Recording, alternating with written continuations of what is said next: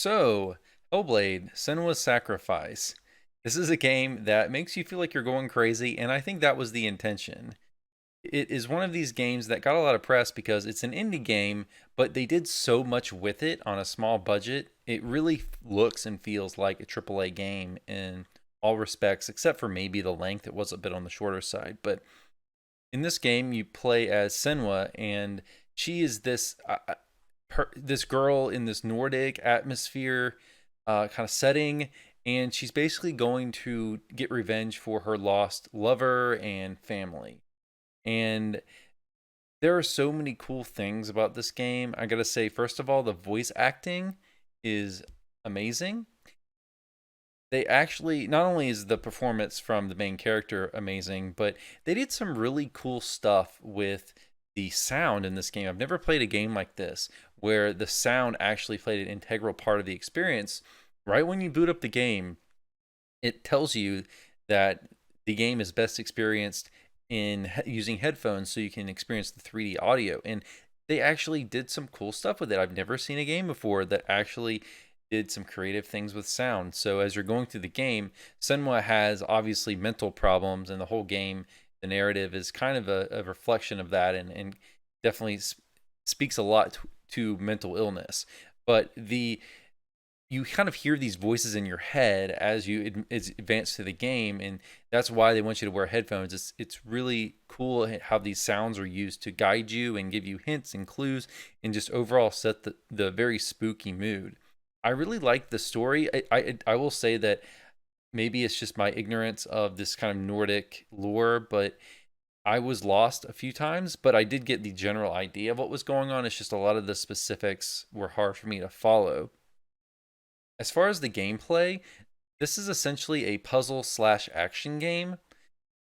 Most of the time, you're solving some kind of puzzle, but it does have these sections of sword combat from every once in a while that I think were done pretty well. I mean, I do have some nitpicks I would say about the sword. You're kind of the sword combat. You're kind of locked on this plane, and it's a little hard to, I guess, move. You can't really move freely in any direction. You're kind of in a set spot. But the combat itself was really good, really satisfying. They didn't really give you any instructions on how to play guide. It's just to kind of throw you into it.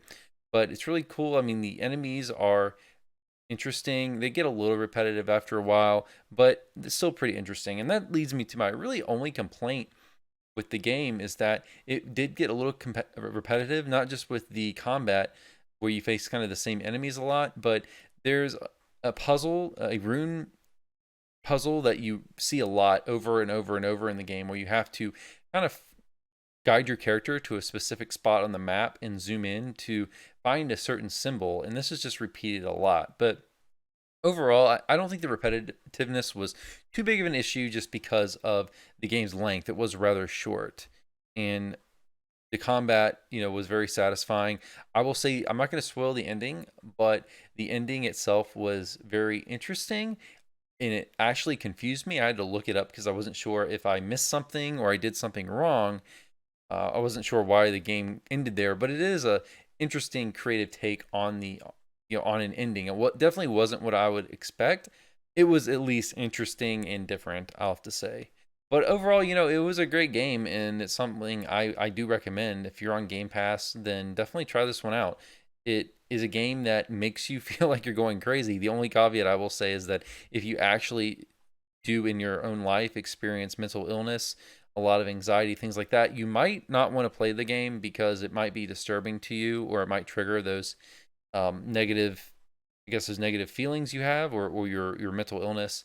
So maybe if you have mental illness, anxiety, paranoia, things like that, that are significant in your life, maybe avoid it because it might disturb you. But other than that, it's a great, fantastic game, and really cool to see that an indie studio can do so much.